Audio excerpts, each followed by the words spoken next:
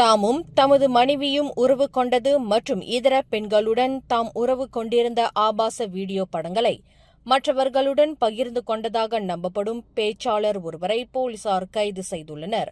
அந்த பேச்சாளரின் இரண்டாவது மனைவி கடந்த ஜூன் 16ஆம் தேதி அளித்த போலீஸ் புகாரை தொடர்ந்து விசாரணை மேற்கொண்ட போலீசார் இறுதியில் அந்த நபரை கைது செய்துள்ளது என்று ஷாலா மாவட்ட போலீஸ் தலைவர் ஏசிபி முகமது இக்பால் இப்ராஹிம் தெரிவித்தார்.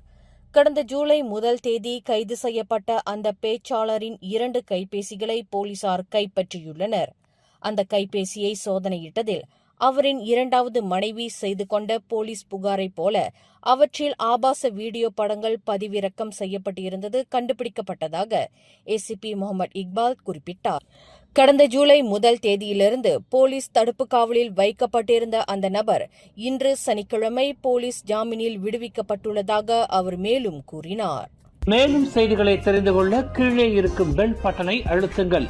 உங்கள் மகிழ்ச்சியை வெளிப்படுத்த லைக் மற்றும் ஷேர் செய்யுங்கள். தொடர்ந்து திசைகளோடு இணைந்திருக்க சப்ஸ்கிரைப் செய்யுங்கள்.